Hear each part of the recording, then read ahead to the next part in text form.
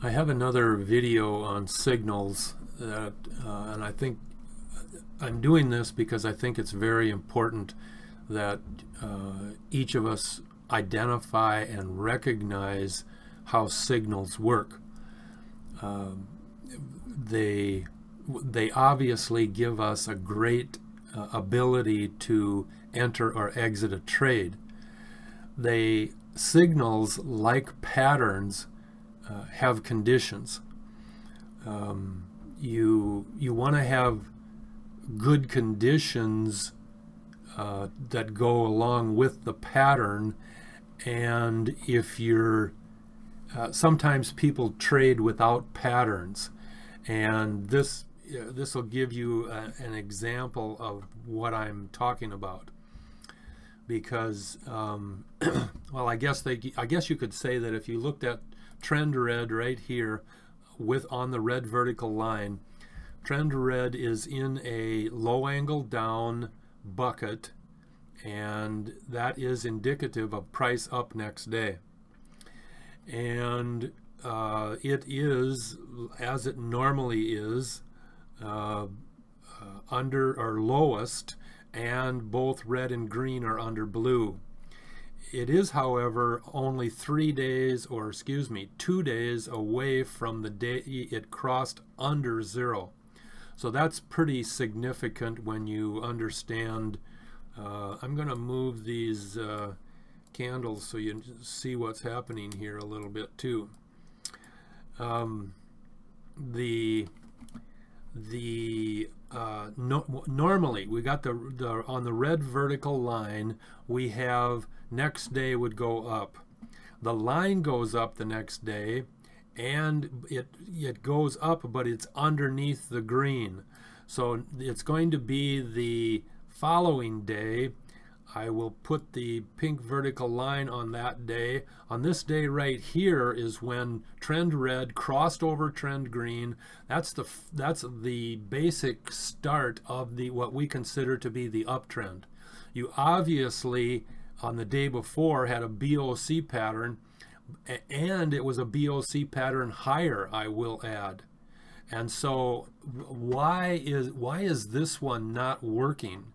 What are we not seeing, or what are we not thinking about, or how can we identify? Because really what it amounts to is verifying signals. Because we can look at the good conditions that go along with patterns, but we have to verify the signals that we have. And oftentimes we need to think about what we've got, what indicator, or excuse me, what symbol we're dealing with as well. In this particular case, you've got trend red on this day in a low angle down, and you've also got power pink at -10. You may or may not be familiar with these numbers, but power pink usually is a -2, -3, -4. I mean, it'll get to even -5. When it starts getting more than that, I mean, it's double what it normally is right now, or excuse me, it's double what you normally see reversals at in power pink. Because power pink is also in a low angle down, power blue is in a low angle up. That's indicative of going up the next day. And you can see that the day after there was the market, it just closed. You can see there the day after the red vertical line, you had a real strong upper tail. So it did go up during the day as it normally would, but then it came right back down because of conditions within the market. And so now what we've got is another 4 days after that, and we get a little green candle on the green vertical line. But we basically have what is defined as trend red over green, which is an uptrend. We are in an uptrend. But the things that you need to watch for is the angle that the lines, the red and green lines, go through the trend trio. Oftentimes you will, you can see a really strong uptrend the next day, and boom, what happens is the trend red, it hits near or above zero. It's above the yellow line, the trend yellow line, or above the zero line. Now, the fact that it took 5-6 days to get above the zero line, right now trend red is at 16. So it's above the zero line on this green vertical line day, and because it did go over the zero line, you got a green candle. That's very indicative of what trend red will typically do. And it can do that in 2 days or 6 or 8 days. One of the things that we look for to verify what's happening is we go back to zip yellow and we look at zip yellow. And zip yellow is right now, today is August 14th, 2017. The market just closed a couple of minutes ago. And we have, like, zip green has gone up to 75. And all the rest of your lines are way up. Zip Zion is lowest and going up, which is indicative of an uptrend. But what's happening? Zip yellow is at 1.52. Blue is at 1.99. It's 4/10 above yellow. Again, if you're not familiar with zip yellow and zip blue, they travel together almost all the time. When zip yellow gets in that upper 30s, 35 to 39 range, there's a real good chance that next day it could go up.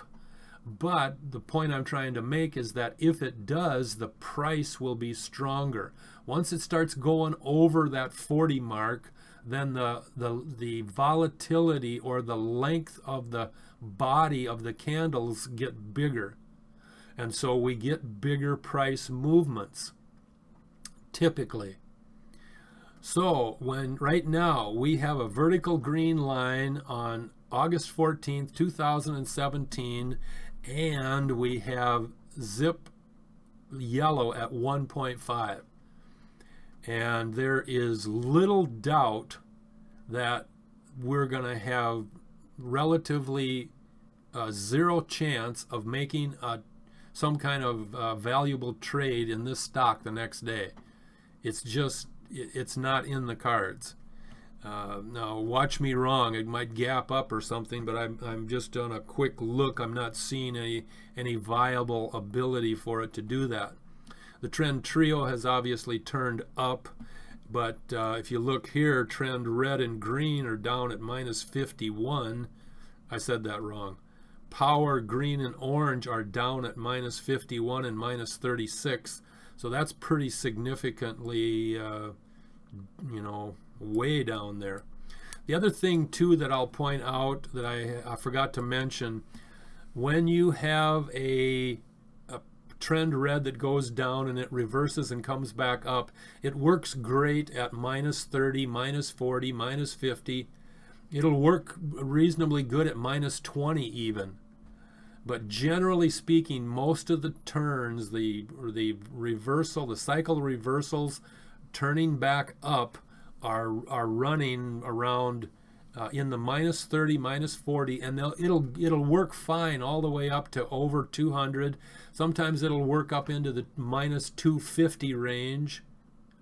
And so when trend red is -250, it will usually respond normally.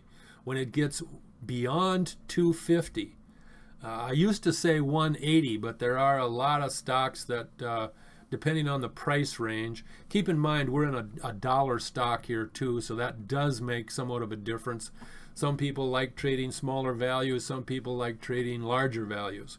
But whatever the case, the situation right here is that if you go to the vertical pink line and you look at trend red, it's at -637. And that's a red light right now. That tells you that there is not much going to happen at -600. Because what does it do? The next day, it goes to -507, and the price goes down.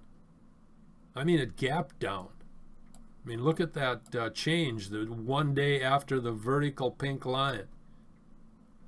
And so it's gapping down. The trend red and green are going up. They're going up relatively slow, and we see that both in the power Zion line because it's pretty flat at 0, but what's more important is the zip yellow line. When that thing is traveling under 5, you are in a really horrible downtrend. It has no indication whatsoever of coming up. I don't pick up any conditions of divergence currently on the green vertical line, and so in my mind there is very little opportunity of this thing going up with any significance at all. And so I relate that because my my primary objective in sharing this information with you was to show you signal signal differences or signal inabilities. I mean, we got the signal. Excuse me. We got the signal. We see that it's crossed over. The trend red is crossed over green, and logically we've got an uptrend coming. But you verify those signals. And you can quickly do that with a glance. And when zip yellow is running under 5 and flat, there is obviously no chance that it's going to go up. And then one of the other verifying factors is that trend red is at minus 600. Not a good thing.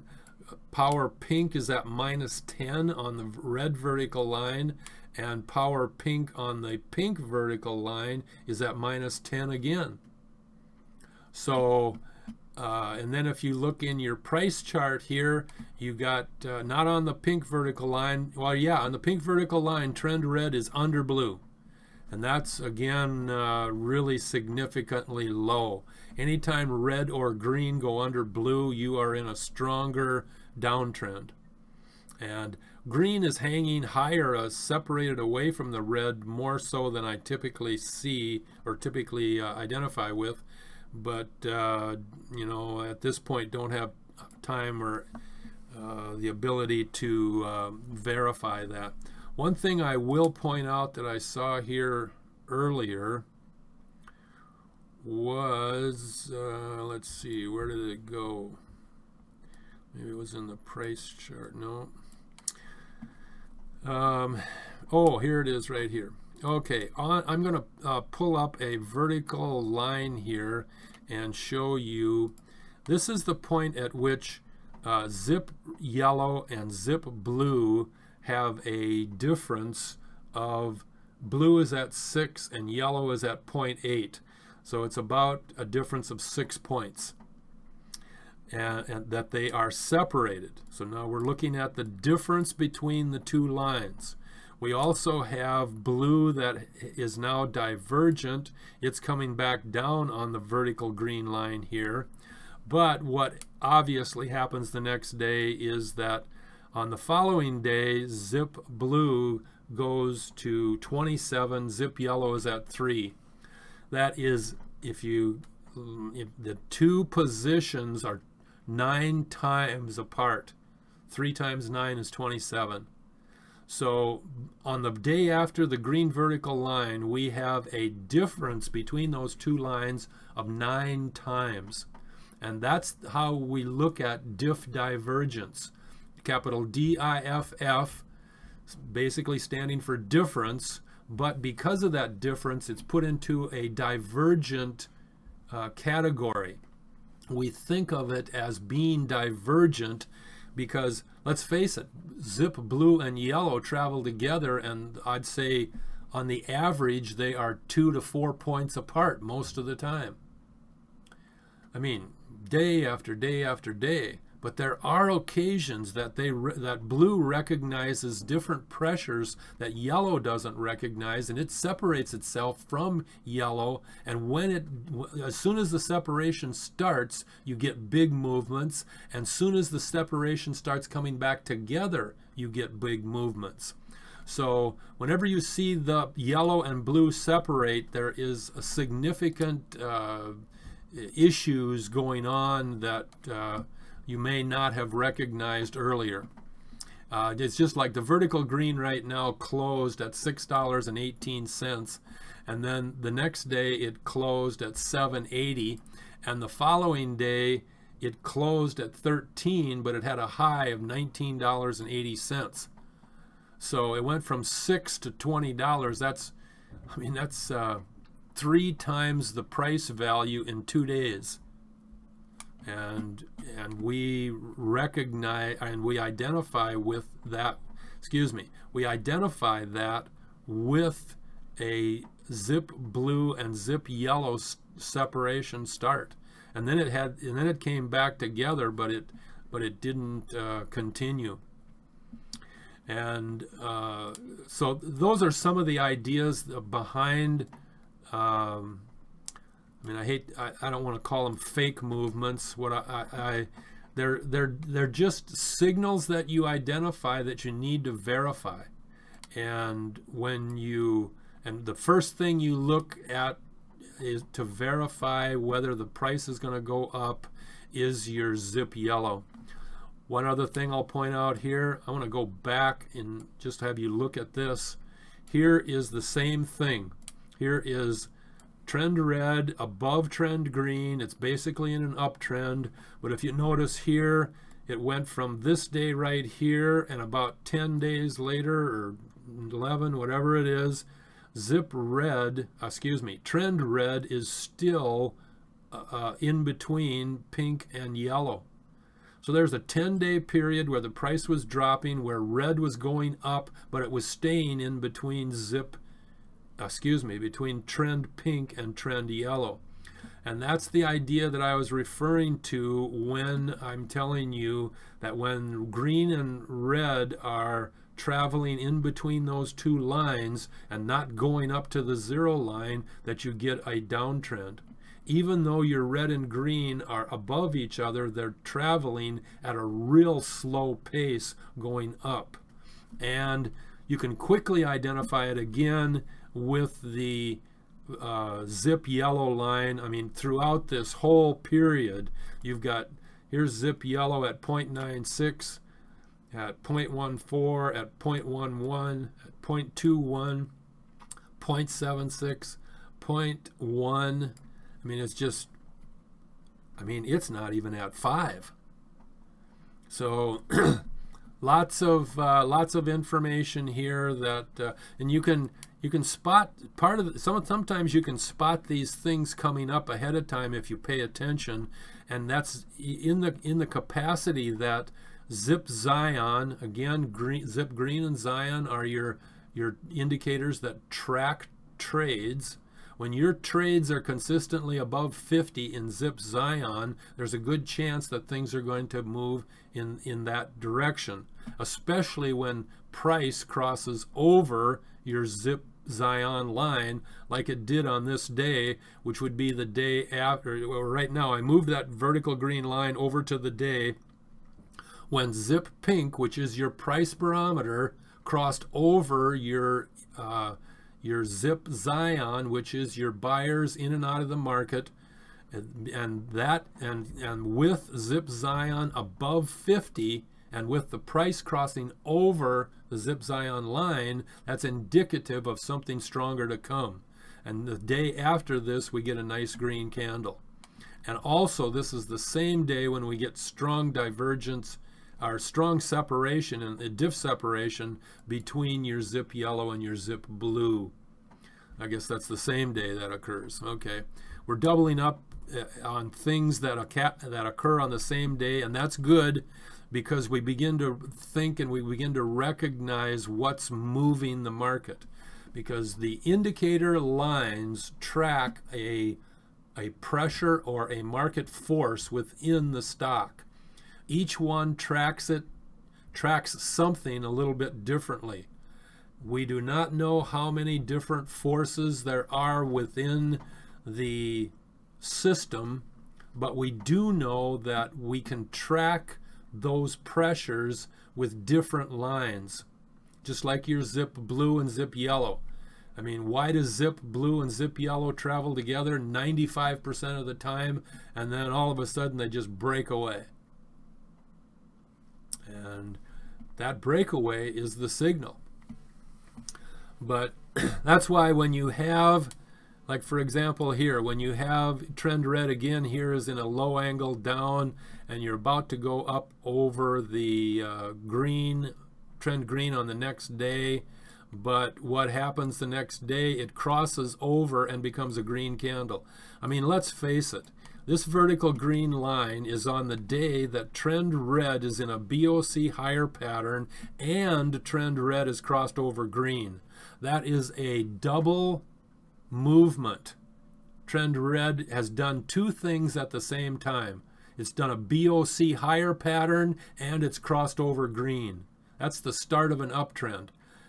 But it did it under a red candle. I mean, that's like a glaring red light to anybody to tell you to stop.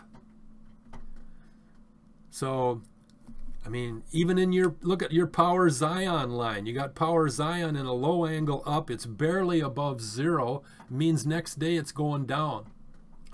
So on this vertical green line day, the day after we saw the first signal, this is the first day you're going to see a signal for an upturn.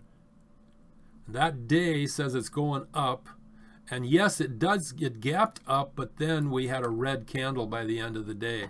And we still had trend red over green and in a BOC higher pattern. So you think of the conditions within the situation as it's occurring. You have to identify the good conditions or the extra conditions. We normally think of extra conditions in gap analysis, but however you're thinking of them, you might have 6 or 8 indications that the price is going to go up and one indication that the price is going to go down. And that's a pretty strong indication that things are going to go up.